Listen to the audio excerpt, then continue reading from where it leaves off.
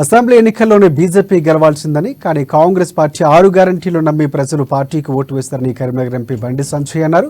కరీంనగర్ నియోజకవర్గం నుంచి బండి సంజయ్ సమీప కాంగ్రెస్ అభ్యర్థి రాజేంద్రరావుపై 2.25 లక్షల ఓట్ల మెజార్టీతో ఘన విజయం సాధించారు.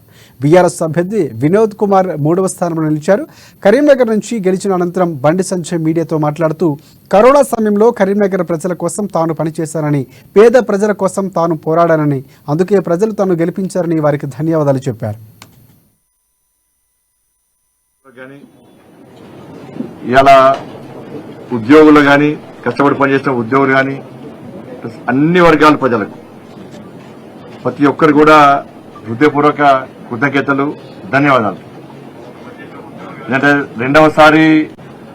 మొదటిసారి భారీ మెజార్టీతో గెలిపించిన తర్వాత మళ్లీ నమ్మకం, విశ్వాసంతో మోడీ గారిని ఎట్టి బస్సులో తిరిగి ప్రధానమంత్రి చేయాలని చెప్పి ఒక లక్ష్యంతో మా భారతీయ జనతా పార్టీ కార్యకర్తలు ఇంటింటికి ప్రచారం చేస్తున్న సందర్భంలో ప్రజలందరూ కూడా నరేంద్ర మోడీ గారిని ఎట్టి బస్సులో ప్రధానమంత్రి చేయాల్సిందే, ఈ దేశానికి నరేంద్ర మోడీ గారి అవసరం ఉంది, ఈ దేశం రక్షింపబడాలంటే, ఈ దేశం అభివృద్ధి చెందాలంటే, తెలంగాణ రాష్ట్రానికి నిధులు రావాలంటే, కరీంనగర్ పార్లమెంట్ ఇంకా అభివృద్ధి చెందాలంటే నరేంద్ర మోడీ గారు ప్రధానమంత్రి కావాల్సిందే, భారతీయ జనతా పార్టీ ఎన్డీఏ ప్రభుత్వం రావాల్సిందని చెప్పి ప్రజలందరూ కూడా మోడీ గారి మీద విశ్వాసాన్ని, నమ్మకంతో ఈరోజు నేను ఇంత భారీ మెజార్టీతో నన్ను గెలిపించడం చాలా సంతోషం.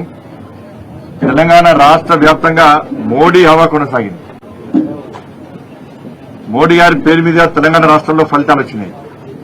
అందుకే ఇంత పెద్ద ఎత్తున మెజార్టీ కరీంనగర్ ప్రజలు ఇచ్చారు. గతంలో ఉన్నటువంటి రికార్డును బద్దలు కొట్టి అన్ని విషయాల్లో ఇంత పెద్ద మెజార్టీ సాధించడం చాలా సంతోషం.